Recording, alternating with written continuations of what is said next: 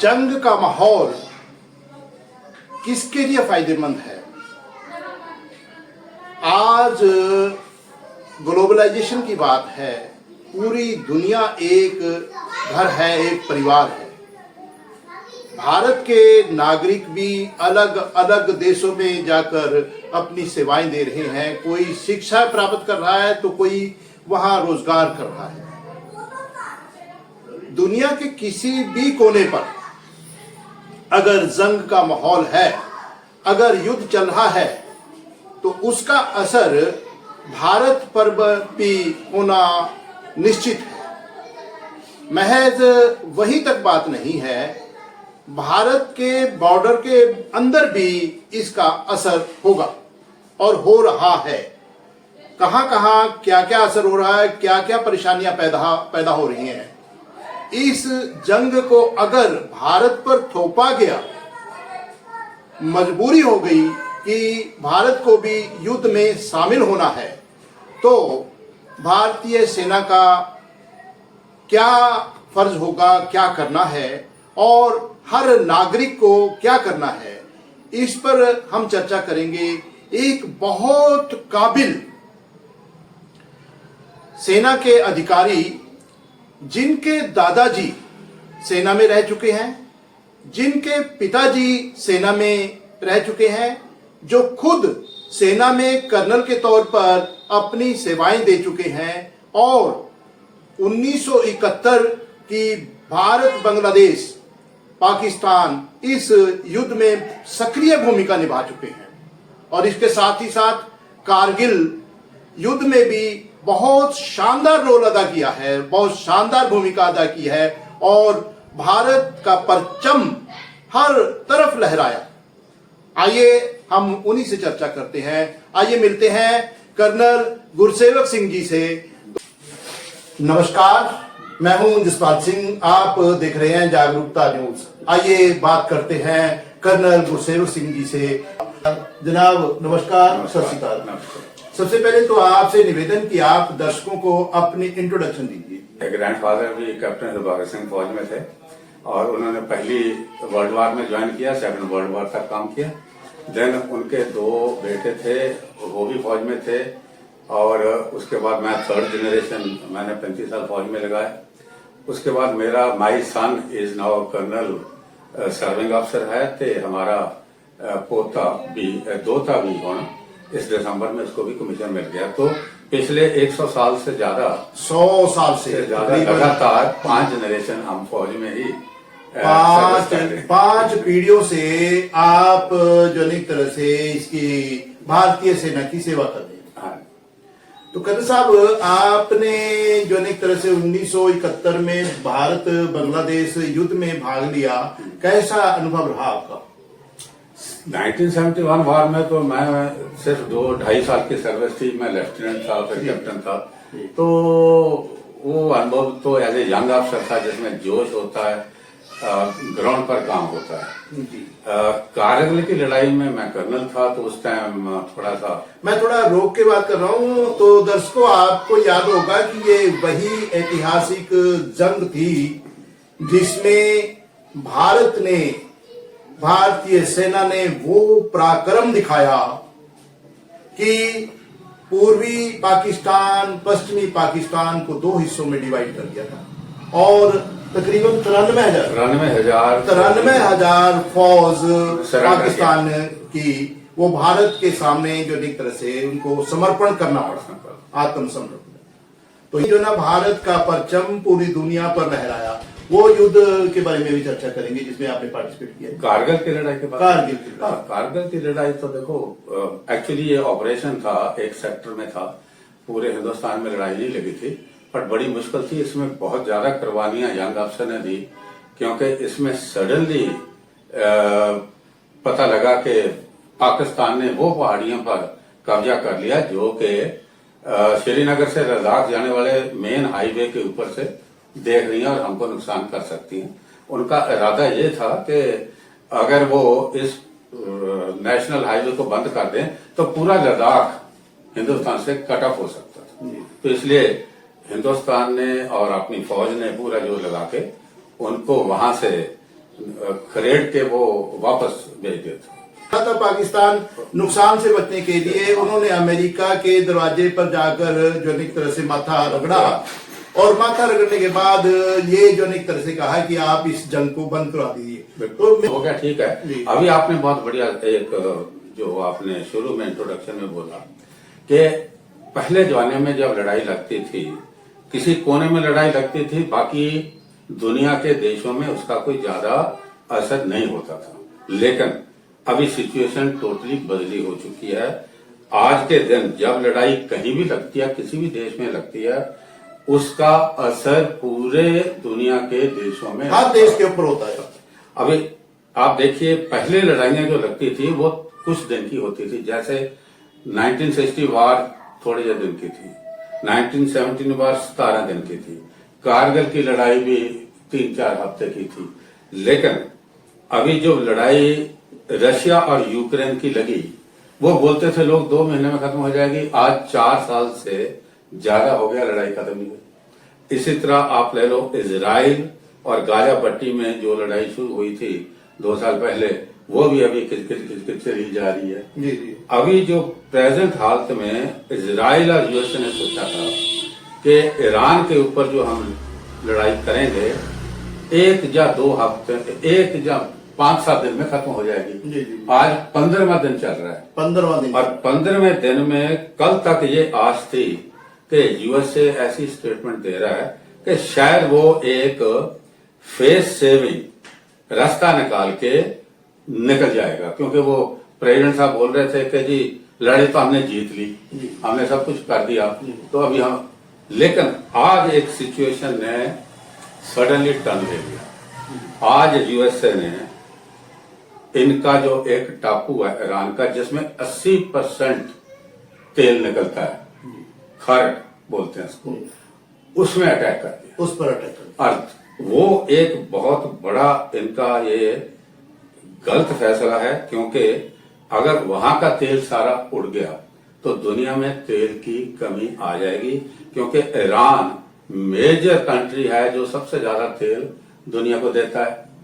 तो उसका जो प्रोवोकेशन ये था, ऐसा लग रहा है कि जो अमेरिका के राष्ट्रपति है वो जो एक तरह से पूरी दुनिया को परेशान करने की तरफ ही चल रही है। तो बिल्कुल आपने सही फरमाया। आप देखो पहले वेजुलाना में क्या हुआ कि उनको धमकियां दे रहे थे, ये कह रहे थे, एक दिन उनके प्रधानमंत्री और उसकी वाइफ को उठा के ले आए।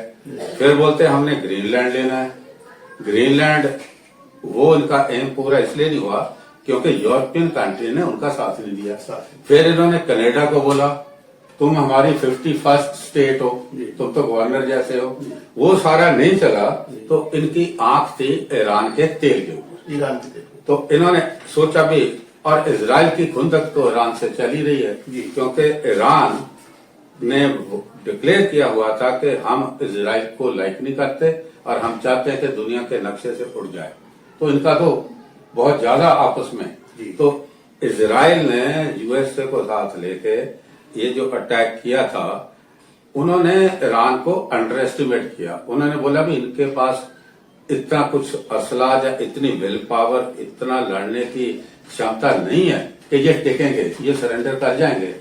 बेशक उनका जो सुप्रीम हेड था Khamenei, army chief, police chief, defence minister एक दिन मार दिए, लेकिन उनका हौसला बुलंद रहा, टूटा नहीं, और आज तक लड़ रहे हैं। तो ये यूएसए इजराइल को गुस्सा क्यों आया इतना, क्यों उस टापू के ऊपर, तेल के ऊपर उनको आज अटैक करना पड़ा? उसका एक सिंपल रीजन ये था कि जो उनका जहाजों का तेल वाला रास्ता है जिसको हर्मल स्टेट बोलते हैं, वो अमेरिका कब्जा नहीं कर सका। जो भी उन्होंने, ईरान ने बोला जो जहाज निकलेगा हमारा परमिशन लेकर निकलेगा। जिसने परमिशन नहीं लिया उन्होंने 3 जहाज पहले उड़ा दिए, एक अरावाल में उड़ा दिया। उससे क्या हुआ कि पूरे दुनिया में तेल की कमी होगी। तेल की कमी होगी तो लोग ब्लेम करने लगे प्रेसिडेंट ऑफ अमेरिका को भी, ये तुम्हारी वजह से हुआ। तो आज देखो, उस दिन इन्होंने बोला था 1 महीना पहले कि इंडिया रशिया से तेल नहीं लेगा। इसी फैसले को बदली कर दिया। अभी बोला जी 30 दिन के लिए ले लो और बाकी कंट्री में ले लो। क्यों बोला? अपना फेस सेविंग करने के लिए, भाई तेल की कीमतें ना बढ़ें, इसलिए आप थूक के छूटने वाली बात होगी ना। तो अपनी स्टेटमेंट को वापस खुद वापस ले लिए। तो अभी एक इसका और पहलू समझिए, ईरान ने 2 बड़े स्ट्रेटेजिक काम किए।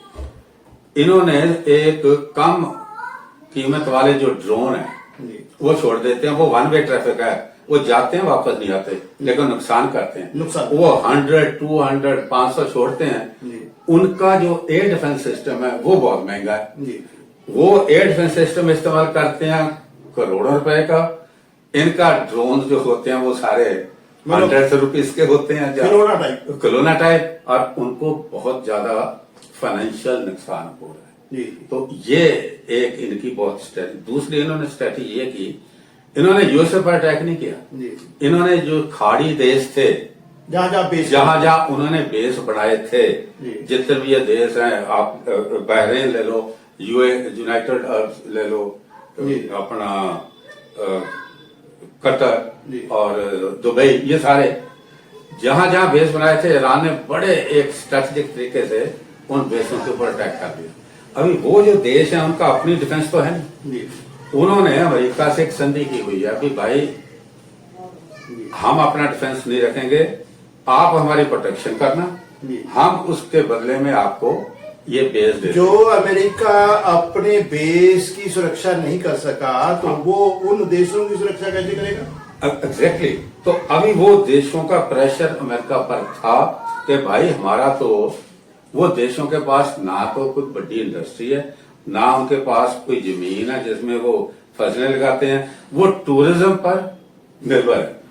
अगर ये लड़ाई में उनके बेस ये सारे ईरान ने नुकसान कर दिया तो टूरिज्म पर असर पड़ रहा है, असर पड़ेगा। तो टूरिज्म पर असर पड़ेगा, उनकी इकोनॉमी नीचे आएगी, तो वो तो ऐसे ही मारे जा रहे हैं। तो उनका प्रेशर अभी यूएसए पर था, भाई आप लड़ाई को बंद करिए। ये दिख भी रहा था, लेकिन आज की जो डेवलपमेंट हुई है, इससे भी बात एकदम खत्म नहीं होगी, थोड़ी सी लंबी हो सकती है। जी, ये जंग जारी रहेगी अभी। हाँ, अभी क्योंकि आज के हालत ने इसको काफी बदली कर दिया, क्योंकि अभी यूएसए चाहेगा कि वो जो तेल में जाने वाला जो रास्ता, शिप्स को जाने वाला स्टेट है, हरमुज बोलते हैं उसको, उसका कंट्रोल अगर उसके पास आ जाए, यूएसए के पास, फिर बात कर, फिर ईरान भी खत्म हो जाएगा, फिर खत्म हो जाएगा। पर अभी कंट्रोल आया नहीं। अभी कंट्रोल आया नहीं। ये तो ईरान, यूएसए, इजराइल के जंग की बात हो गई, लेकिन अभी जो एक तरह से हालात तो ऐसे पैदा हो रहे हैं कि जैसे भारत में तेल की कमी या जो एक तरह से एलपीजी की कमी जो एक तरह से इसी युद्ध के कारण हो रही है, हर तरफ त्राहीमाम है। बिल्कुल, आपने बहुत ठीक फरमाया कि लड़ाई वहां हो रही है, इंडिया उसमें पार्टिसिपेट नहीं कर रहा, लेकिन इंडिया के ऊपर, हमारे सिटीजन के ऊपर, हमारी जनता के ऊपर असर 2 तरीके से पड़ रहा है। पहला तो मार्केट डाउन होगी, स्टॉक मार्केट में लोगों के जितने पैसे लगे थे उसकी वैल्यू कम बढ़ी। लेकिन बहुत सारे लोग स्टॉक मार्केट में नहीं है, उसका इम्पैक्ट आप और हमको ज्यादा पता नहीं लगता, जिन्होंने लगा रखे उनको पता है। लेकिन दूसरी बात जो आपने ये बोली कि इस डर से भी ये लड़ाई लंबी हो जाए तो तेल नहीं मिलेगा, तो आपने देखा होगा अभी डीजल पेट्रोल पर फर्क इतना नहीं पड़ा जो गैस पर पड़ गया।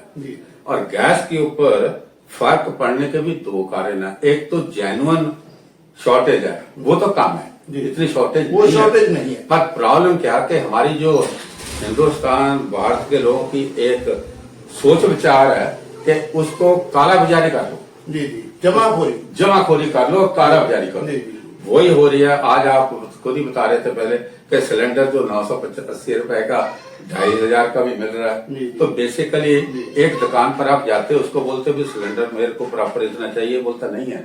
आप उसको 2000 का नोट देते हो, वही सिलेंडर दे देता है, इसका मतलब गैस तो है ना। वैसे इस सिलसिले में जो एक तरह से प्रशासन से, सरकार से भी जो एक तरह से निवेदन है कि जो ब्लैक मार्केटिंग कर रहे हैं उसको उसके ऊपर नकेल और साथ ही जो है जनता से भी उम्मीद है कि वो भी संयम रखे। अभी आज की एक और अच्छी खबर है, अगर मैं अभी पढ़ के आ रहा था कि ईरान ने भारत को बोला कि आपके 2 शिप को हमने परमिशन दिया जिसमें गैस होगी, आप इस रास्ते से निकाल सकते हैं। अगर वो शिप दोनों आ जाते हैं तो हमारे कोई कमी होने वाली नहीं। अगर कमी है तो वो सिर्फ ब्लैक मार्केट या जमाखोरी से। तो जो एक तरह से कर्नल साहब ने आप सबके पास जो वर्तमान हालात है वो बता दिए कि एलपीजी की सप्लाई विदेश से भारत की धरती की तरफ आ रही है। कोई घबराने की जरूरत और किसी को भी कोई चिंता करने की जरूरत नहीं है, हड़बड़ाने की जरूरत नहीं है। साथ ही अपना नागरिक कर्तव्य पालन करें, थोड़ा संयम रखें, प्रशासन के आदेश का पालन करें। तो इसके साथ ही साथ आर्मी से अगर जो एक तरह से ये युद्ध भारत के बॉर्डर तक आ जाए तो आर्मी की तैयारी नहीं। जसपाल जी, अपना जो नेशनल पॉलिसी वो है, अपन यूएस से इजराइल की तरफ भी नहीं है, हम ईरान की तरफ नहीं है, हम न्यूट्रल हैं। और उम्मीद है कि शायद इस साथ में हमारे तक नहीं आई, बिल्कुल आने की तो हमें कोई चिंता नहीं करनी चाहिए। कोई चिंता करनी, नॉर्मल बिजनेस नॉर्मल काम करते रहो। ये शॉर्टेज सिर्फ क्रिएटेड है। अभी ये तेल और इजराइल के साथ भी अच्छे संबंध है, हमारे ईरान के साथ भी। ईरान ने आज का खबर पढ़ो, उन्होंने बोला कि हम लंबे अरसे के दोस्त हैं, इसलिए आपके जहाजों को स्पेशल परमिशन दिया जा रहा है। मतलब कोई उम्मीद नहीं है कि भारत तक यह ऐसा सोचना भी गलत है, ऐसा सोचना बिल्कुल। खैर अच्छी बात है, नॉर्मल काम करते रहो। जो एक सकारात्मक जो एक तरह से जानकारी दी है, पॉजिटिव सोचती है, तो भारत तटस्थ भूमिका निभा। आप देखिए दोनों देशों के साथ नहीं, आप देखिए संतुलन बना के चल रहे हैं। हाँ, संतुलन बना के चल रहा है। दूसरा, रशिया ओपनली ईरान की तरफ नहीं आया, चाइना ईरान की तरफ, जबकि ये कट्टर दुश्मन है यूएसए के, ये नहीं आए। तो भारत निष्पक्ष रहेगा, तटस्थ रहेगा। हमारी शुरू से हमें चिंता करने की जरूरत नहीं है, भारत को चिंता करने की जरूरत नहीं है कि जो एक तरह से हम पर युद्ध थोपा जाएगा, उम्मीद नहीं। आपने देखा होगा जो पुरानी लड़ाई है, कारगिल की लड़ाई, उसमें टैंक फायर होते थे, तोपे फायर होते थे, इन्फेंट्री मूव करती थी। अभी ऑपरेशन सिंदूर से लड़ाई का तरीका बदली हो गया। ऑपरेशन सिंदूर में ना तो कोई टैंक हिला, ना इन्फेंट्री हिली, ना कोई तोप हिली, क्या हिला? Air defence and drone. आज क्या हो रहा दुनिया की लड़ाई में? अमेरिका का टैंक नहीं हिला, ईरान का टैंक नहीं हिला, कुछ नहीं हिला, मिसाइल, ड्रोन, मिसाइल। और आज का लड़ाई का पूरा सिस्टम ही हालात बन गया। यानी कि आर्मी को एक देश से दूसरे देश के बॉर्डर तक जाने का जरूरत साइबर वार है, साइबर वार है। तो ये तो जंग की बात होगी। साथ ही अब नागरिक की फर्ज की बात है, तो जो जनता को जो एक तरह से क्या करना चाहिए? वही अभी आपने बताया ना कि जनता को बिल्कुल अपना रूटीन काम कंटिन्यू करो। जो भी आप बिजनेस करते हो, सर्विस करते हो, घबराने की कोई जरूरत नहीं, कोई पैनिक की जरूरत नहीं। शॉर्टेज जो है ये टेम्पोरेरी और क्रिएटेड है, ये ठीक हो जाएगी। और पॉजिटिव नोट के ऊपर हम इसको खत्म करते हैं। पॉजिटिव की बात है, पॉजिटिवली की बात है। साथ ही जो एक तरह से मैं भी अपनी तरफ से जो एक तरह से आप सब दर्शकों से ये निवेदन करूंगा कि आप बिल्कुल चिंता ना कीजिए, लेकिन उसके साथ ही साथ आप अपना फर्ज भी पहचाने। आपको चाहिए कि आप भारत सरकार की तरफ से, किसी भी राज्य की सरकार की तरफ से, प्रशासन की तरफ से जो निर्देश आपको दिए जाते हैं उनका अक्सर पालन करेंगे। आप सब जो भारत के हर नागरिक का भला चाहते हैं, भारत के हर नागरिक के साथ साथ भारत के हर कण कण का भला चाहते हैं, तो आपसे निवेदन कि आप इस वीडियो को ज्यादा से ज्यादा शेयर कीजिए, ताकि जो एक तरह से जनता में जागरूकता आए, प्रशासन का, सरकार का संदेश दूर तक जाए, जनता की चिंता खत्म हो। आप सबसे एक और भी निवेदन कि आप तुरंत इस चैनल को सब्सक्राइब कीजिए, बेल आइकॉन का बटन दबाइए, ताकि आने वाली हर वीडियो, हर नोटिफिकेशन आपको मिलती रहे। आप सब खुश रहें, तंदुरुस्त रहें, हमारा भारत में शांति बनी रहे, हर कोई खुश रहे। जय हिंद। आप सबको नमस्कार, जय हिंद।